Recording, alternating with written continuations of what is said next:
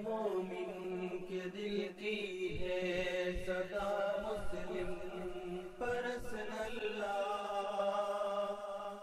न बदला है न बदलेगा मेरा मुस्लिम पर्सनल्लाह। बिस्मिल्लाहिर्रहमानिर्रहीम। बड़ा अहम मौका है और मुझे बड़ी मुसर्रत है कि गैर रस्मी तौर पर इतने सारे अहबाब जमा हो गए और इस वक्त हिंदुस्तान के मुसलमान जिस सूरत हाल से दो चार हैं उस पस मंज़र में मुझे कुछ अर्ज़ करने का मौका मिलेगा। मुसलमान इस वक्त मुख्तलिफ़ जहतों से सख्त दुश्वारियों से गुज़र रहे हैं, लेकिन हमें पूरा यकीन है कि हिंदुस्तान के मुसलमानों के लिए ये कोई नई चीज़ नहीं है। 1857 में मुसलमान इससे बड़ी दुश्वारी से गुज़रे थे जब मेरठ से लेकर दिल्ली तक कोई दरख्त ऐसा नहीं था जिस पर किसी मुसलमान आलिम की लाश झूलती हुई नज़र न आए। फिर 1947-48 में जब हिंद पाक की तक़सीम अमल में आई तो मुसलमानों का इतना खून बहा कि अगर किसी दरिया में मिला दिया जाता तो उसका रंग बदल जाता। और एक तीसरी सूरत हाल 2014 से पैदा हुई जब एक ऐसी पार्टी जो अलल ऐलान इस्लाम और मुसलमानों की मुखालफत के मंसूबे पर कायम है उसने इलेक्शन में कामयाबी हासिल कर ली और उसका तसलसल इस वक्त जारी है। इस वक्त मुसलमान मुख्तलिफ़ मसाइल से दो चार हैं। मेरे नज़दीक उनमें सबसे अहम मसला मुसलमानों के दीन और ईमान के तहफ़्फ़ुज़ का। जान और माल का नुकसान तो बर्दाश्त करते करते हम 70 साल से आदी हो गए हैं और इंशाअल्लाह इसकी वजह से हमारे कदमों में कोई तसलसल पैदा नहीं होगा। लेकिन अब जो इस वक्त सूरत हाल है वो ये है कि मुख्तलिफ़ जहतों से गोया मैं कहूँगा कि मुसलमानों की नई नस्ल को अगवा करने की कोशिश की जा रही है। एक तो तालीम का मसला है। पहले हमारे यहाँ जो निसाब तालीम बनता था उससे लोगों को ये शिकायत थी कि इसमें अखलाकियात का हिस्सा नहीं है। इससे पैसा कमाने वाले लोग तो तैयार होते हैं लेकिन इंसानियत का दर्द रखने वाले अफराद तैयार नहीं होते। लेकिन अब बात उसके आगे जा चुकी है। अब जो हिंदुस्तान की जो एजुकेशन पॉलिसी आई है 2019 में वो बहुत ही ख़तरनाक है। मैं समझता हूँ NRC से कम ख़तरनाक नहीं है। इस पॉलिसी के मुताबिक एक मसला तो ये होगा कि जो आपके प्राइवेट स्कूल और तालीमी इदारे हैं और उसमें आपको आज़ादी होती है कि आप जिस साल बोर्ड एग्ज़ाम होता है उससे पहले तक जो भी निसाब चाहें पढ़ाएं। उसमें दीनियात भी पढ़ाते हैं, बच्चों को हिफ्ज़ भी कराते हैं। अब इस पॉलिसी के तहत आपको तीसरी जमात ही से पूरा निसाब स्कूल ही का, गवर्नमेंट ही का पढ़ाना होगा। अपना कोई निसाब आप नहीं पढ़ा सकते। ये एक बहुत ही बड़ा मसला हो गया क्योंकि मुसलमानों ने एक हल ये निकाला था कि अपने स्कूल कायम करो, मुस्लिम मैनेजमेंट तालीमी इदारे हों और उसमें हम इस तरह तालीम दें कि उसमें हमारे बच्चे अपने दीन को बाकी रखते हुए तालीम हासिल करें। उसमें यानी मुल्की तहज़ीब के नाम पर वो चीज़ें सिखाई जाएंगी और दिखाई जाएंगी जो खालिस हिंदुआना फ़िक्र पर जो चीज़ें मबनी हैं। जैसे कि आर्ट है उसमें भजन का गाना,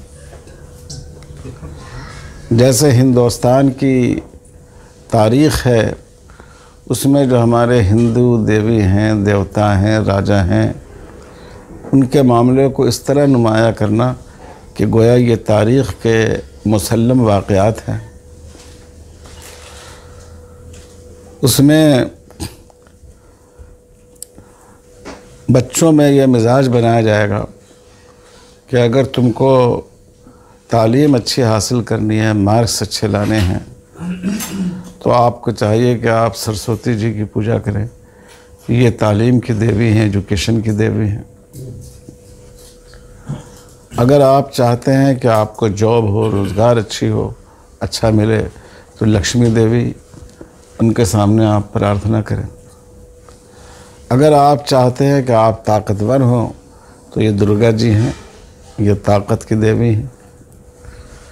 पूरे निज़ाम तालीम को इसी रंग में ढालने की कोशिश की जा रही है। उसमें वंदे मातरम उसका एक अहम हिस्सा होगा। तो ये जो तालीम है वो मुसलमानों को आहिस्ता आहिस्ता इर्तिदाद की तरफ ले जाएगी। इस नस्ल में उसका एहसास नहीं होगा, लेकिन हर 20 साल में एक नई नस्ल आ जाती है, तो अगली या उसके बाद की नस्ल में इसके असरात महसूस किए जाएंगे। तो मीडिया के ज़रिए, तालीम के ज़रिए, हर पहलू से जो हिंदू आइडियोलॉजी है उसको मुल्क के तमाम लोगों पर मुसल्लत करने की एक मंसूबाबंद कोशिश की जा रही है। इसको अभी रोक दीजिए, वरना वो खलल होता है तो बात करने को तब दीजिए। इसी का एक पहलू इस वक्त और भी आ गया है। एक तो हिंदुस्तान में तब्दीली मज़हब का भी कानून आने वाला है, यह भी इनके सामने है। और तब्दीली मज़हब का कानून, जिसको मजहबी आज़ादी का नाम दिया जाएगा, ये किस तरह का कानून होगा उसका अंदाज़ा आप इससे कीजिए कि उड़ीसा में और मध्य प्रदेश में ये आ चुका है कि मज़हब की तबलीग का तो हक़ होगा, लेकिन पहले से ये बात मौजूद है कि किसी को डरा धमका कर और किसी को लालच देकर उनका मज़हब तब्दील कराना गैर कानूनी अमल होगा। लेकिन अब उसकी तारीफ़ में ये वसअत बरती जा रही है कि अगर आपने किसी को दोज़ख से डराया तो ये भी डराने धमकाने में शामिल है, और अगर आपने किसी को जन्नत की तरगीब दी तो ये भी लालच देने में शामिल है। आप महसूस कर सकते हैं कि गोया इस्लाम की और ईसाइयत की तबलीग को रोकने के लिए इस तरह की तशरीह की जा रही है। अब अभी सेंट्रल गवर्नमेंट को ऐसा बिल नहीं लाई है, लेकिन इसका बहुत अंदेशा है कि इस किस्म का बिल लाया जाए और उसमें यह बात तो लाजमी तौर पर होगी कि कोई मज़हब तब्दील करना चाहे तो पहले बाज़ाब्ता कोर्ट से उसकी इजाज़त हासिल करे, कोर्ट उसकी तहक़ीक़ करेगी, फिर वो मज़हब तब्दील कर सकेगा। और ज़ाहिर है कि ये जो मरहला होगा इसमें उस पर इतना दबाव डाला जाएगा और उस पर इतनी लालच दी जाएगी कि उसके लिए दावत हक़ को कबूल करना मुश्किल हो जाएगा। अब जो NRC का मसला है, ये भी मसला कहीं न कहीं दावत इर्तिदाद से जा मिलता है। खुदा न खास्ता अगर ये नाफिज हो जाए और इंशाअल्लाह नहीं होगा, तो जब ये दोनों कानून मिलाया जाएगा, जो शहरियत का तरमीमी कानून है और NRC है, तो नतीजा ये होगा कि जो हिंदू हैं, बुद्धिस्ट हैं और यहाँ तक के क्रिश्चियन हैं, उन सबको तो शहरियत मिल जाएगी, मुसलमान को नहीं मिलेगी। तो जो मुसलमान थोड़ा भी कमज़ोर अक़ीदे का होगा या जिसमें जहालत होगी, उसके लिए एक ही रास्ता होगा, भाई मैं हिंदू हो जाता हूँ, मुझे भी उसमें शामिल कर लो। तो अगर आप देखें तो ये अपने अंजाम के एतबार से बड़े पैमाने पर इर्तिदाद का पेशखीमा बन सकता है। तो सबसे ज़्यादा अहम मसला हमारी नज़र में तो ये है कि इस वक्त मुसलमानों में अपने दीन पर इस्तकामत पैदा की जाए। हम लोग बच्चों को आम तौर पर वज़ू, नमाज का तरीक़ा समझाते हैं, दुआएं याद दिलाते हैं, उनको अच्छी बात है, लेकिन हम उनको ईमान के बारे में बहुत कम समझाते हैं। इस्लाम में खुदा का क्या तस्वुर है, तौहीद का क्या तस्वुर है, रसूल का क्या तस्वुर है, जन्नत दोज़ख का क्या तसव्वुर है। हज़रत थानवी रहमतुल्लाह अलैह फरमाया करते थे कि बच्चों को, लोगों को नवाक़िज़ वज़ू और नवाक़िज़ सौम तो पढ़ाते हो, नवाक़िज़ ईमान नहीं पढ़ाते हो।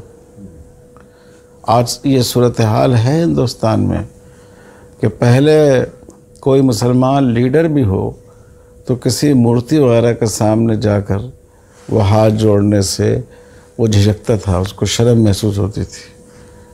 लेकिन आज ये झिझक ख़त्म होती जा रही है और बहुत से मुसलमान औरतें, बरक़ापोश ख़वातीन जो हमारे हिंदू भाई हैं, उनके त्योहारों में उसी तरह जाकर वो शरीक होती हैं और जाकर मूर्तियों के सामने जो चीज़ें चढ़ाई जाती हैं उनके यहाँ वो चीज़ें चढ़ाती। बिहार का एक गांव है, मैं कुछ अर्सा पहले जब वहाँ गया तो लोगों ने बताया, उसमें हिंदू अक्सरियत गांव है, कि यहाँ इस साल दुर्गा जी पर 21 बकरे चढ़ाए गए, कुर्बानी जो देते हैं वो लोग। उस 21 में 19 मुसलमानों के थे। तो इससे अंदाज़ा कीजिए कि किस तरह की सूरत हाल पैदा हो रही है। तो ये मेरी निगाह में तो आज भी सबसे बड़ा मसला मुसलमानों की नई नस्ल को ईमान पर साबित कदम रखने का और उनको शिर्क से बचाने का। और जितना बड़ा एहतजाज NRC का हुआ है इस वक्त, उससे बड़े एहतजाज की ज़रूरत होगी जब ये जो एजुकेशन पॉलिसी है 2019 की, तो अभी उस पर कानून नहीं बना है।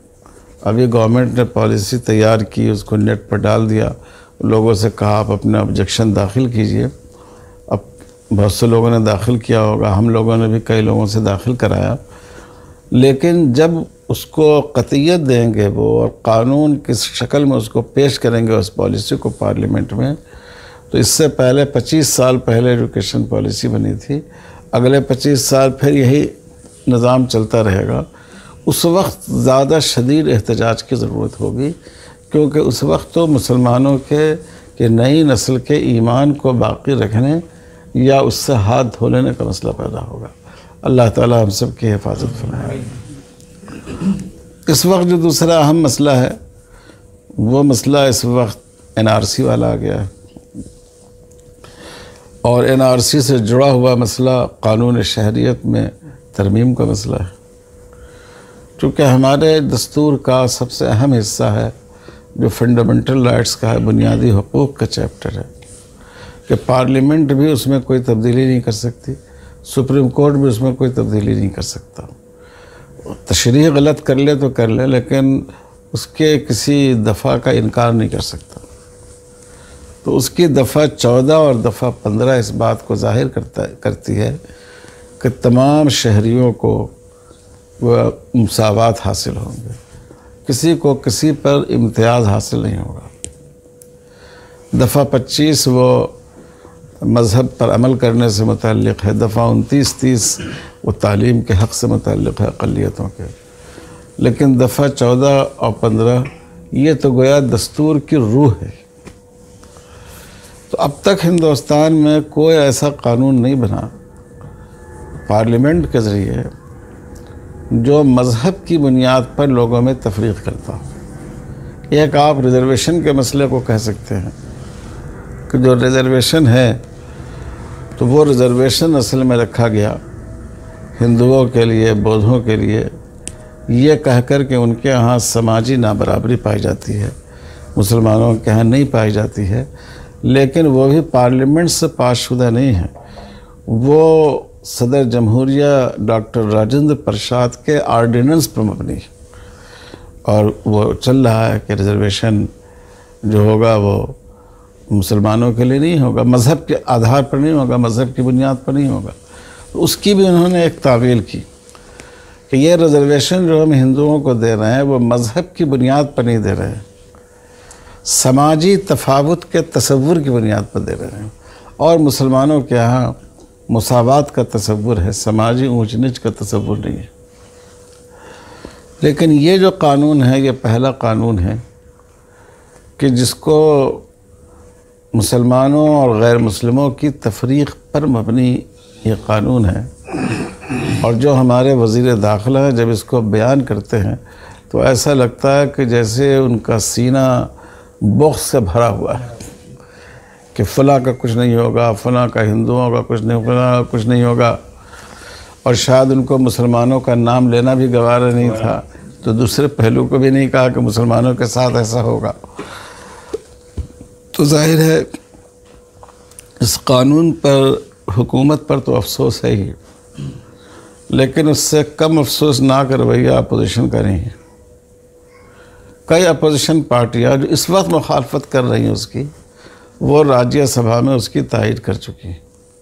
राज्यसभा में बीजेपी को अक्सरियत नहीं थी और अब तो झारखंड के इलेक्शन के बाद और कम हो जाएगा, तनासब उनका कम हो जाएगा। तो अगर अपोजिशन पार्टियाँ चाहती तो इस बिल को राज्यसभा में रोक सकती थी और बहुत थोड़े वोटों की अक्सरियत से, 12 वोट से वो जीती। सिर्फ अगर बिहार के नीतीश कुमार और उड़ीसा के बीजू जनता दल वाले यही अगर इसकी मुखालफत कर देते तो ये बिल पास नहीं होता, लेकिन सबने हुकूमत के दबाव को कबूल कर लिया। और ये जो एजिटेशन हमारा अभी हुआ है, ये जैसे इन्होंने कैबिनेट से पास किया था इसको, अगर उसी वक्त ये एजिटेशन शुरू हो गया होता तब शायद उनको इस तरह का बिल लाने की हिम्मत नहीं होती। पहले कैबिनेट से पास हुआ, उसके 1 हफ्ते के बाद लोकसभा में आया, उसके 2 दिन के बाद राज्यसभा में आया। लेकिन बहरहाल जो उस वक्त जो बात मुक़द्दर थी, लोगों ने अंदरून खाना कोशिश की अपोजिशन लीडरों से मिलकर उनको कायल करने की, और उसको मीडिया में इसलिए नहीं लाए कि ताकि ये हिंदू मुस्लिम मसला नहीं बन जाए। लेकिन बदकिस्मती से बाज़ अपोजिशन लीडरों ने उस वक्त में मुसलमानों को धोखा दिया और उसकी वजह से ये बिल पास हो गया। लेकिन अगर हकीकत में देखें तो ये कानून शहरियत की जो तरमीम का बिल है, ये हमारे दस्तूर के ख़िलाफ़ है, मुल्क के। लेकिन बज़ाहिर मुसलमानों को इससे कोई बहुत ज़्यादा नुकसान नहीं पहुँचेगा, क्योंकि अफ़गानिस्तान और पाकिस्तान और बांग्लादेश से कोई मुसलमान हिंदुस्तान आने वाला है नहीं। न अफ़गानिस्तान से आएंगे, न पाकिस्तान से लोग आते हैं। और बांग्लादेश की माशी हालत इस वक्त तमाम सार्क ममालिक में सबसे अच्छी जा रही है, तो कोई वजह नहीं है कि वहाँ के लोग हिंदुस्तान आने की कोशिश करें रोज़गार के लिए और ज़िंदगी गुजारने के लिए।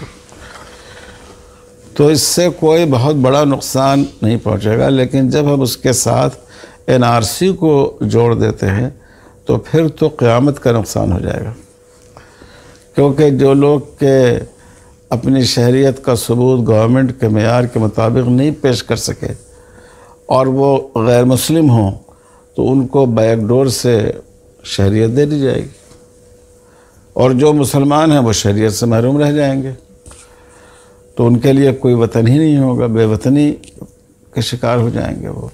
इसलिए ये कानून बहुत ख़तरनाक है और इसकी हर सूरत में मुखालफत की जानी चाहिए। और उसमें नुकसान दूसरे लोगों का भी, उसमें बहुत बड़ा नुकसान दलितों का भी। आप हजरात को मालूम होगा RSS जहाँ हिंदुस्तान से मुसलमानों को भगाना चाहती है, वहीं उनका नज़रिया यह है कि रिज़र्वेशन ख़त्म कर दिया जाए। और जो असल तसव्वुर है हिंदू राष्ट्र का, जिसमें मनुस्मृति की बुनियाद पर निज़ाम हुकूमत कायम होगा और जिसमें ब्राह्मण असल में हुक्मरान होगा, तो उस निज़ाम को लाना ये RSS के इसमें शामिल है।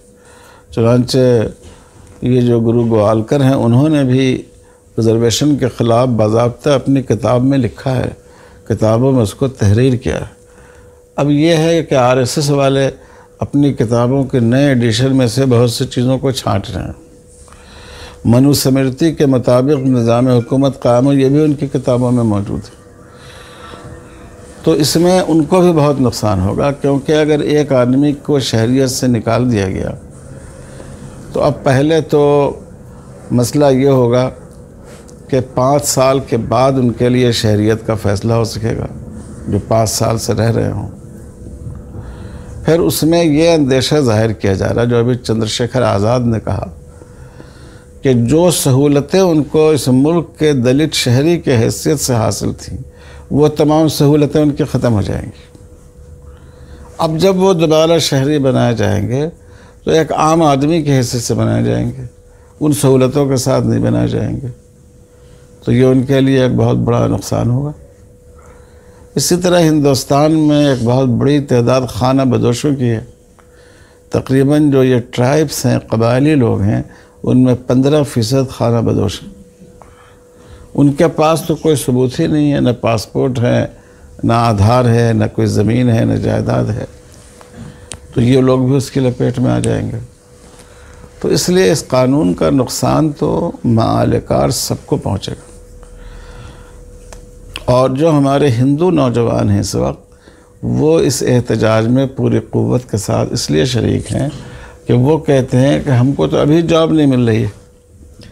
जब आप इतनी बड़ी तादाद में, चूँकि 35,000 हिंदू इस वक्त मौजूद हैं जो शहरियत के तलबगार हैं, और फिर इसके अलावा आपका जब ये ऐलान होगा तो और लोग भी आएंगे, तो हमारे पास तो पहले ही से जॉब नहीं है।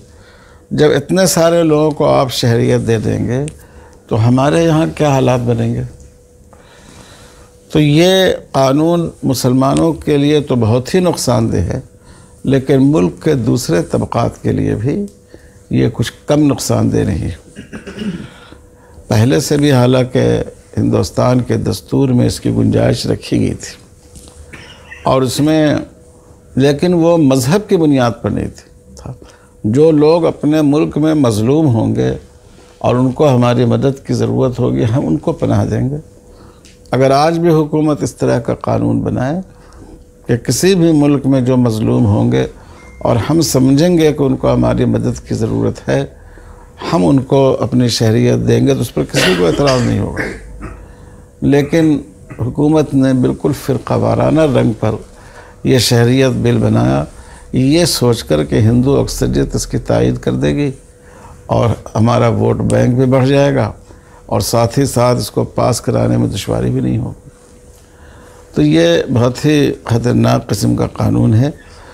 अभी वैसे 2 दिनों में कुछ ऐसी बातें आ रही है जो उम्मीद अफजा हैं।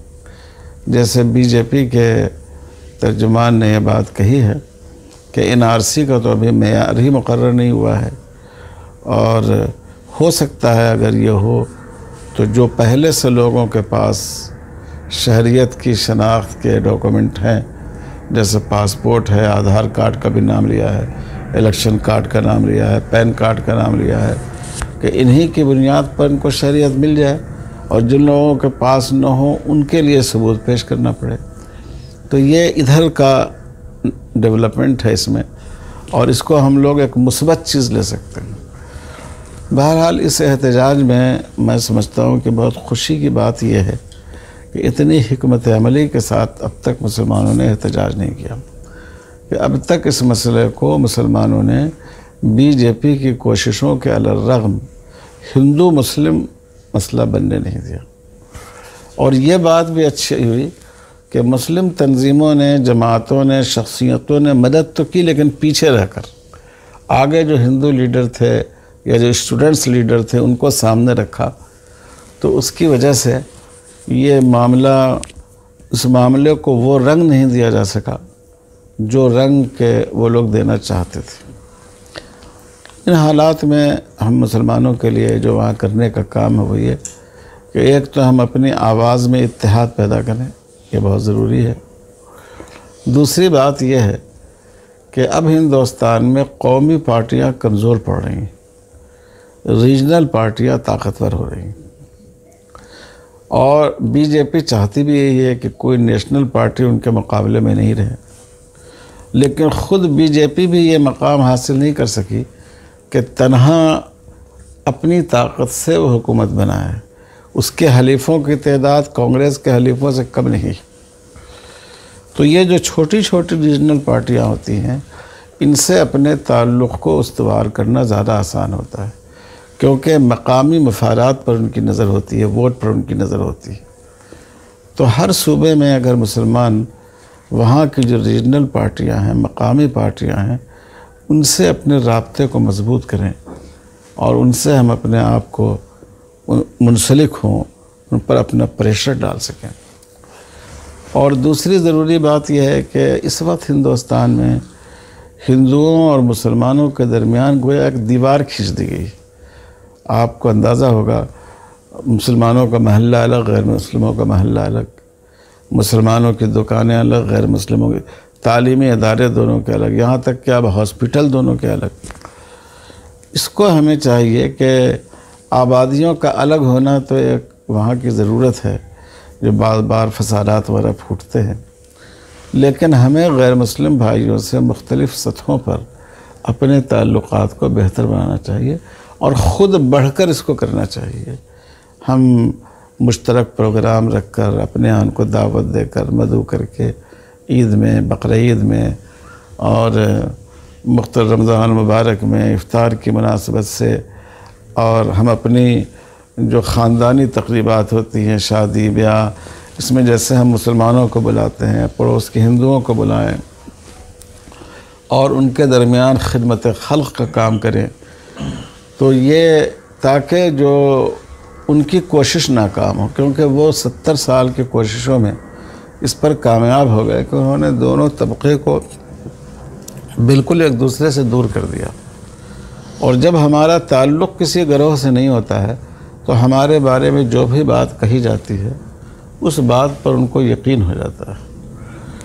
तो ये इस वक्त मैं समझता हूँ कि सबसे बड़ी ज़रूरत है, हम अपने बच्चों की दीनी तालीम और तरबियत पर तवज्जो दें, मुसलमानों के दीन और ईमान की हिफाजत की कोशिश करें, और तीसरे जो गवर्नमेंट की तालीमी पॉलिसी क्या आती है और जब वो पार्लियामेंट से पास हो तो उसका सद्दबाव हम किस तरह कर सकते हैं, इस पर हमें गौर करना चाहिए। और चौथी बात यह है कि जो मकामी सियासी पार्टियां हों उनसे हमें अपना ताल्लुक़ इस्तवार करना चाहिए। और आखिरी और सबसे अहम बात यह है कि गैर मुस्लिम भाइयों के साथ हमारे ताल्लुक़ात बेहतर हों और समाजी सतह पर बेहतर हों। सियासी सतह पर जो ताल्लुक़ात बनते हैं वो वक्ती अगराज पर मबनी होते हैं, इसलिए वो ताल्लुक़ कोई बाज़ाब्ता मेल जोल की सूरत पैदा नहीं करता है। लेकिन समाजी सतह पर हम एक दूसरे से जब रब्ता रखते हैं तो ये बेगरज़ किस्म का ताल्लुक़ होता है और ये ताल्लुक़ बहुत देर पा होता है। तो ये मेरे ख़्याल में इस वक्त के हालात की ज़रूरत है।